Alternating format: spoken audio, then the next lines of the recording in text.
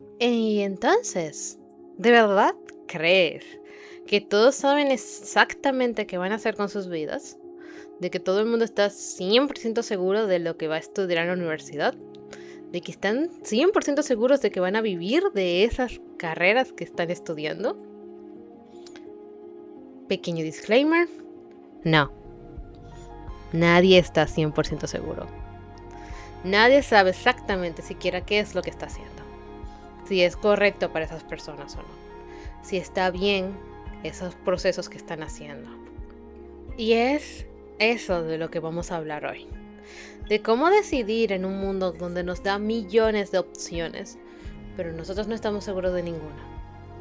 ¿Cómo podemos nosotros constantemente cuestionar y analizar las opciones sin abrumarnos y sin morir en el intento?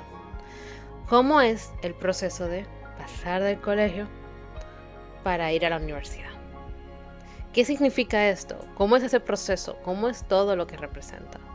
Y al mismo tiempo, cómo sobrevivir a ese proceso. Así que nada, bienvenidos un día más y comencemos.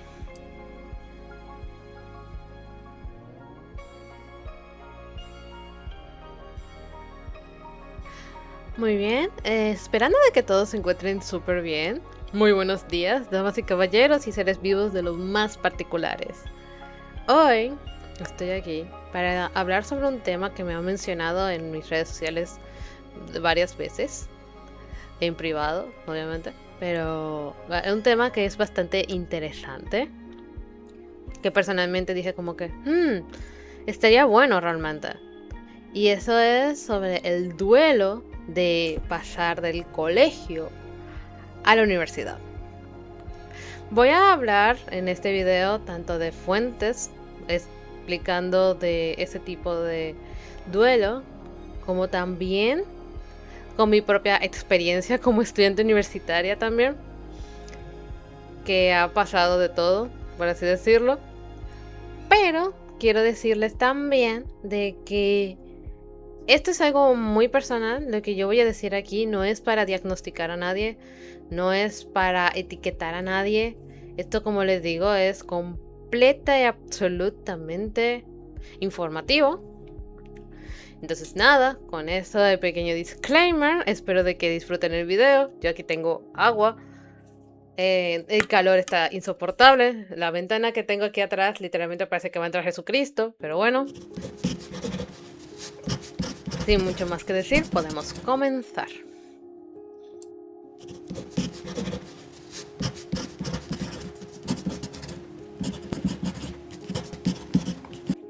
Muy bien, entonces para empezar con lo que viene siendo este video, hay que explicar principalmente qué es exactamente el duelo. Y el duelo se caracteriza por un proceso en el cual tú ya reconoces de que pierdes algo.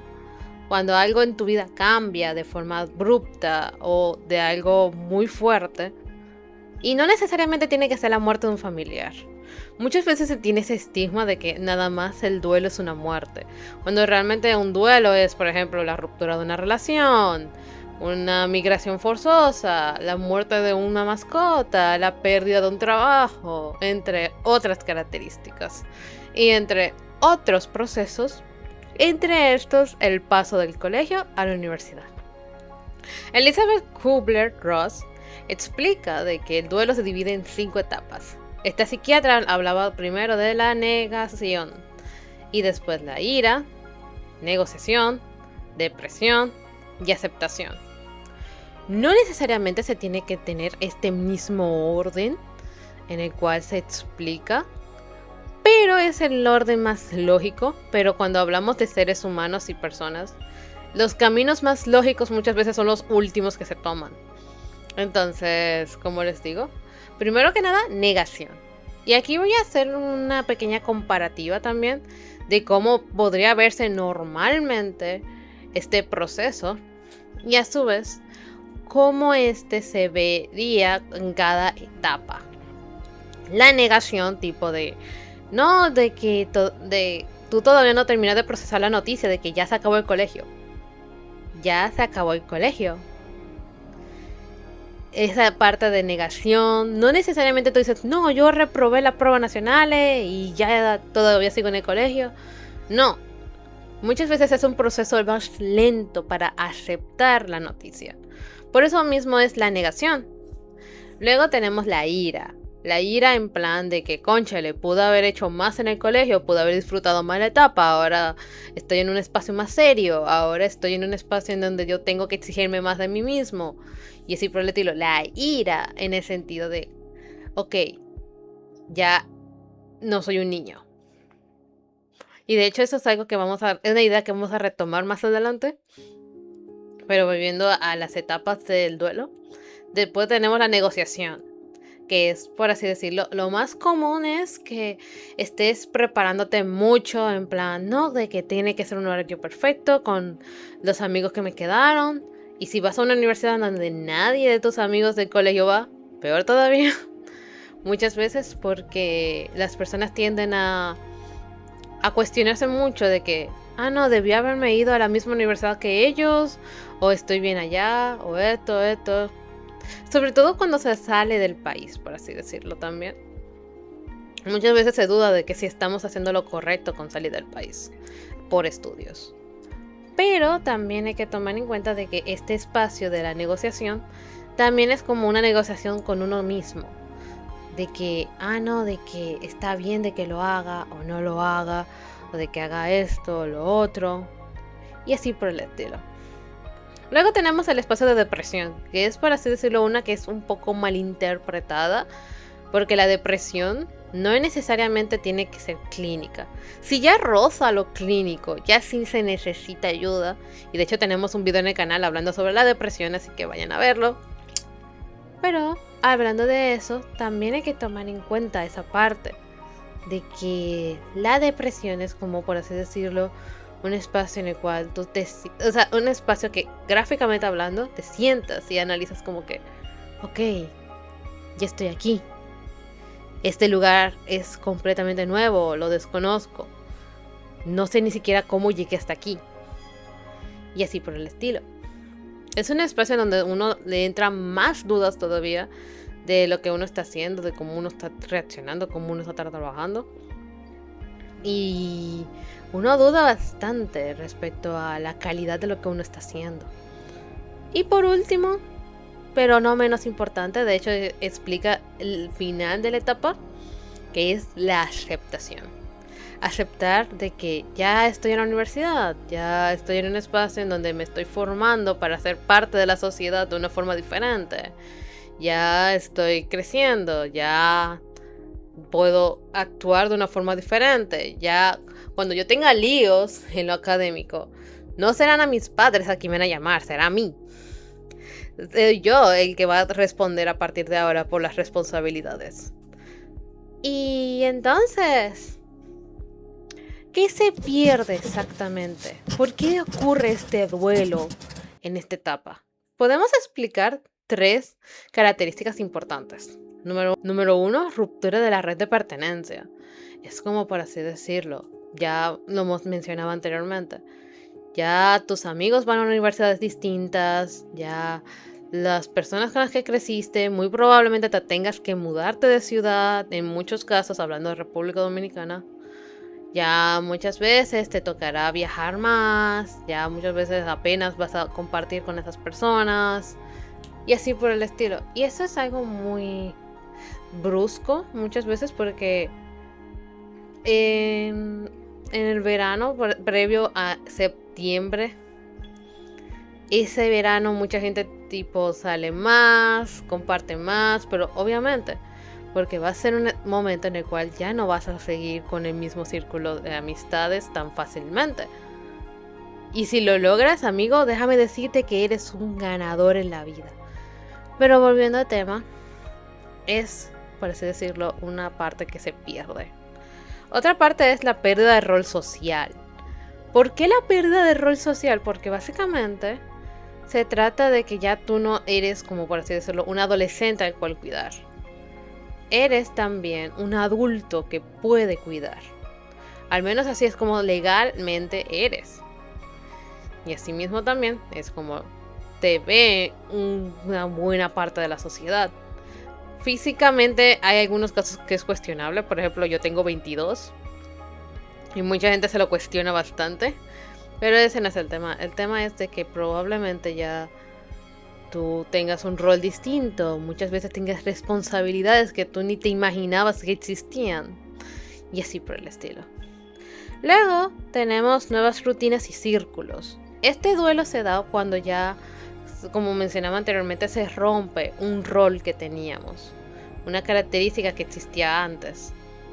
Y por eso es que muchas veces se toma tan difícil mantener esta parte, porque ya tenemos una forma distinta de hacer las cosas. Ya tenemos un espacio distinto, nos regimos bajo reglas distintas, bajo autoridades distintas. Y todo esto conlleva mucha presión y mucha ansiedad también. La palabra mágica del siglo XXI, ansiedad. Pero es realmente ese problema, que muchas veces se ve como que está más complicado de la cuenta y así por el estilo.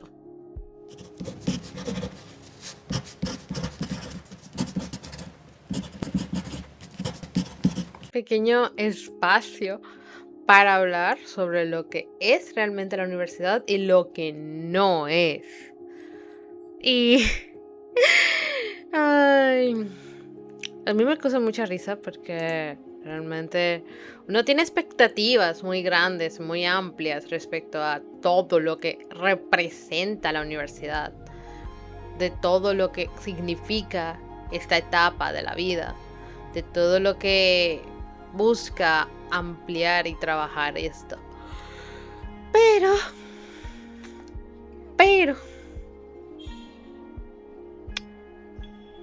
hay que decir las cosas como son.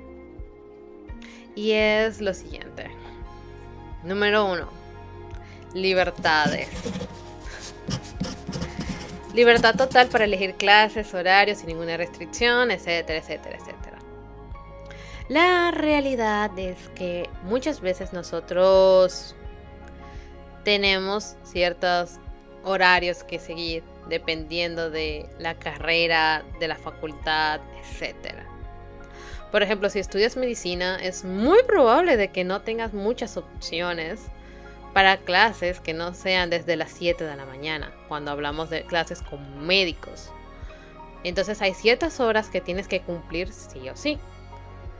Por ejemplo, también, yo que estoy estudiando psicología, hay ciertos horarios que son más de tarde, porque esos son los horarios en donde la mayoría de los psicólogos que nos dan clases tienen disponibilidad. Realmente los horarios dependen mucho de la universidad, del periodo, de las materias incluso. Porque hay ciertas materias que se dan en ciertos horarios específicos por facilidades de otras. Por ejemplo, digamos de que laboratorio de física, que es una materia que da arquitectura, que da educación, pero que también la da ingeniería, pero también la da medicina. En fin, física. El laboratorio de física no lo puede usar todas las carreras exactamente a la misma hora. Porque aunque sea física, cada bloque de esa materia está orientado de una forma distinta, porque van a tener aplicaciones distintas. Y explico esto porque muchas veces se tiene esa expectativa de que no, que voy a tener mi horario como yo quiera y así por el estilo. Lastimosamente, y esto pasa más en los primeros semestres, para colmo, no va a ser así. Muchas veces la expectativa va a estar en por lo menos llegar a tomar una clase. Porque hay veces que se llena mucho y tienes que ir a tu escuela a pedir de que te den espacio en alguna clase. Que muchas de estas son obligatorias. Sí. Entonces, como te digo, no te digo esto para matar sueños, ni mucho menos. Pero hay que cuidar en ese sentido ese espacio en el cual vas a estar. No te digo con esto de que no es posible que tengas un horario cómodo. Para nada. Pero es un poco más complicado cuando ya hay otras 200 personas también buscando el mismo objetivo. Las 200 personas no pueden tener un horario cómodo exactamente como imaginan. Y muchas veces tienes que adaptarte a ese horario nuevo que estabas planeando. Lo otro es de lo que viene siendo vida social. Muchas veces las películas principalmente nos han pintado una imagen de que, no, de que yo voy a estar de fiesta todos los fines de semana y así por el estilo. Ok, depende del círculo de amigos con el que estés. Porque sí es cierto de que hay mucha gente que sale mucho. Pero muchas veces a estos eventos sociales emocionantes estarán mezclados con periodos de estudio intenso. Por ejemplo, volviendo al mismo ejemplo de medicina, muchas veces tendrás que debatir si de verdad vale el esfuerzo salir de ese día de fiesta o quedarte a estudiar para el examen que tienes el lunes. Entonces, lo otro es la carga de carrera. Mi gente, es que de verdad, muchas veces vemos que la carrera es, como por así decirlo, algo definitivo, como un espacio imposible de alterar, como una decisión 100% inmaculada y perfecta. Pero vamos a ser sinceros. La etapa de la universidad es la etapa en donde más vas a poder explorar sobre ti mismo y sobre el mundo real. Vas a encontrarte con personas muy diversas, con profesores increíbles también. Por ejemplo, yo he conocido profesores que han ido a protestar abiertamente en contra de diferentes injusticias sociales. Y eso es parte del proceso de ser adulto. Entonces, muchas veces se manifiesta de esa manera. Que muchas veces vemos como que, no, de que esto será así por el resto de mi vida. No necesariamente. Y aquí mezclando con mi experiencia personal, que lo prometido es deuda. Yo empecé la carrera de medicina a estudiar. Duré 2 años en esa carrera. Y yo dije, no. Me sale más con esta que con esta. Pero el punto es de que a mí nunca no pude avanzar porque no me sentía como cómoda en la carrera. Y no me iba mal. El problema era que no la disfrutaba la carrera. Y de eso se trata. No tengan miedo de reinventarse porque para eso es la etapa de la universidad. Para reinventarse, para conocerse, para aprender de uno mismo, para darte cuenta de tantas cosas increíbles que pueden pasar. Ay. Tuve que parar la grabación de ese bloque porque se calentó la cámara. Pero el punto es de que muchas veces es parte del proceso. Reinventarse, reconstruirse, de trabajar de cero de nuevo. De encontrar un espacio en el cual puedas ser tú mismo. Cosa que va con el siguiente punto. Que las amistades. De que formar amistades sólidas y profundas pasa desde el primer día de clases. No. De hecho, siendo honesta, nada más tengo contacto con 4 o 5 personas de las muchas con las cuales tuve contacto en mi primer semestre. Y eso es porque cada quien va tomando caminos distintos. Y esas 4 personas, solamente una siguió en medicina. Las demás personas se fueron cambiando. Entonces, estas relaciones se desarrollan con el tiempo, con esfuerzo, con trabajo, con muchos puntos a trabajar, muchos aspectos diferentes. Una amistad te vas a dar cuenta en la universidad también qué significa exactamente. De que una amistad conlleva trabajo. Las amistades también se cuidan, se trabajan, se forjan. Y eso muchas veces es de igual importante. Porque muchas veces no se trata de solamente el vínculo familiar y el vínculo de pareja. Se trata de vínculos de amistades también. En el colegio era mucho más fácil hacer amigos o enemigos, en su defecto. Pero era mucho más fácil porque compartían espacios constantemente, horarios, profesores, problemas más fácilmente. Y en la universidad eso no va a existir casi. Puede ser de que 50 personas tomen la misma clase, pero 50 personas distintas van a reaccionar de forma diferente. Entonces, otro punto que va junto a las libertades es de que vas a poder hacer lo que te dé la gana en la universidad. Y aquí quiero hacer un punto medio cierto. Es cierto de que vas a poder hacer muchas cosas que no podías hacer en el colegio, como usar tu teléfono en clase, como pararte e irte por ahí al baño, a donde tú quieras. No tienes que pedirle permiso al profesor, por favor, no le pidan permiso a los profesores para salir del curso. Eso incluso a varios les molesta, tipo, bro, no me lo pidas. Hay algunos que te lo dicen el primer día de clases, si necesitas salir, sal. No importa.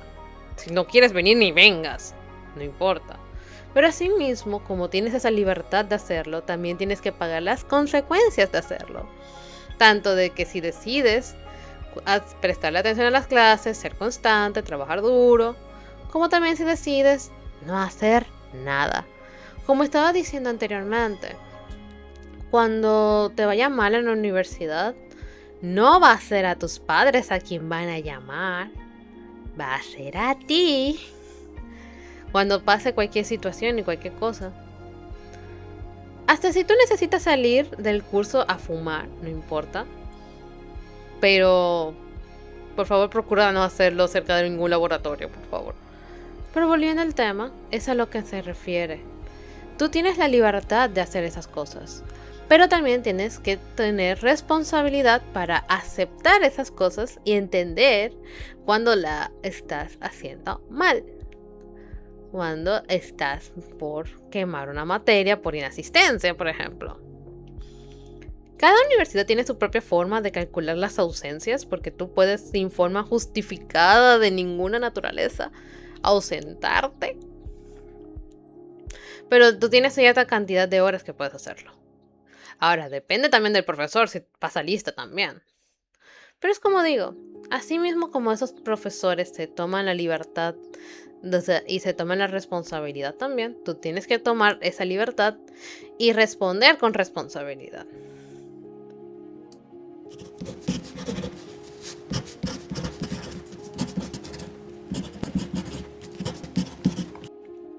Ahora, siguiendo con esto, quiero explicar unas pequeñas estadísticas. Déjenme buscarlas. Aquí está. Algunas estadísticas sanas y reales para explicar sobre ese proceso. Y es de que la mayoría de los estudiantes, para poder entender qué está pasando exactamente, les toma de 4 a 12 semanas de presencia en la universidad. Ahora, se puede considerar bandera roja si duras un problema de aislamiento progresivo e insomnio severo por más de 4 semanas. Pero por lo general el espacio de reajustes pasa de eso. Aparte de eso, también hay que tomar en cuenta de que es un poco más complicado. Porque, por ejemplo, en Latinoamérica tenemos un alto índice de personas que se cambian de carrera. Aproximadamente creo que el 30-40% en República Dominicana. En otros países del mundo no sé exactamente cómo son. Déjenme en los comentarios si son de otros países y cómo son las estadísticas de sus países en los cambios de carrera. Pero eso es a lo que me refiero. No tienes que ver esto como un fracaso. Puede ser que simplemente el cambio sea lo que necesitas para poder encontrar tu verdadera vocación. Y voy a lo siguiente.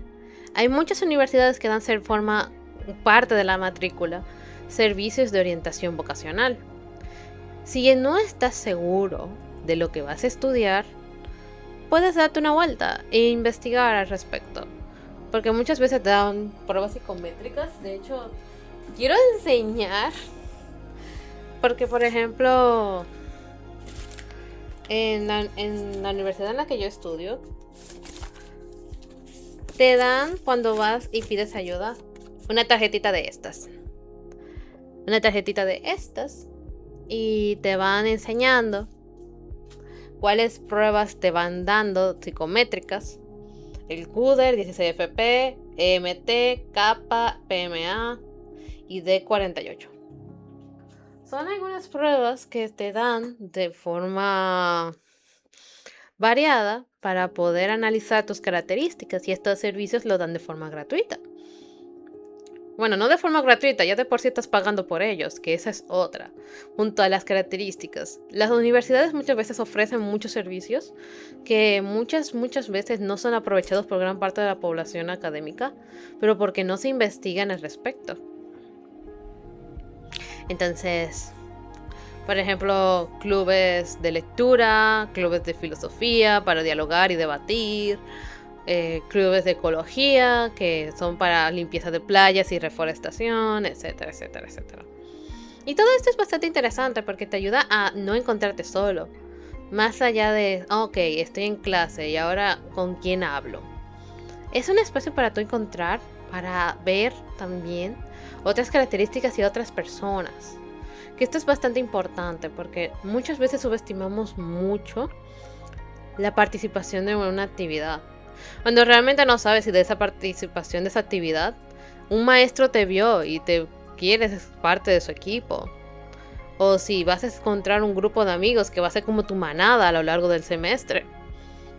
Entonces todo esto es bastante interesante y necesario porque representa la vida de que muchas veces las cosas pueden cambiar. Entonces, con eso que les digo, es bastante interesante porque muchas veces sobrepensamos, tenemos estrés, frustración, cuando realmente es solamente una nueva etapa en la cual tienes que reinventarte, tienes que volver a conocerte. Y esto es bastante importante porque no siempre vas a tener todo claro. Muchas veces van a haber días en los que vas a dudar. Y por eso mismo también quiero recomendarles otro punto bastante importante, que ese punto es que tengan hobbies, hagan actividades, hagan otras cosas.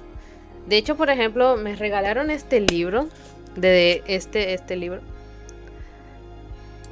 y lo estoy amando. Esta es la versión original, o sea, la versión original. Miren el grosor de esta madre.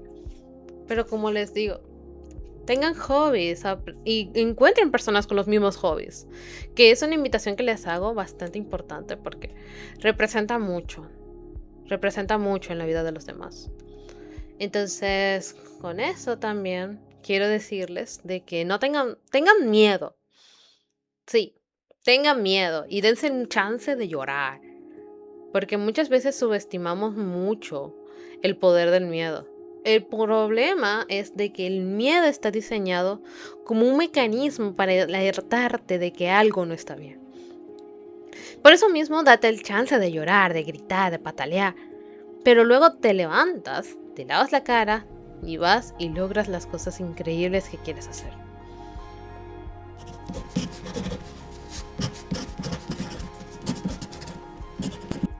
Con eso sería todo de mi parte. Muchísimas gracias por estar por aquí. De verdad, para mí ha sido todo un placer hacer este video. Estaba un poco nerviosa por grabar este video porque realmente es un video un poco diferente a lo que ya estábamos viendo, pero como estaba diciendo anteriormente, el que no arriesga, y voy a decirlo ahora también, el que no arriesga no gana. Entonces, muchísimas gracias por estar por aquí. Se les quiere un montón. Y bye bye.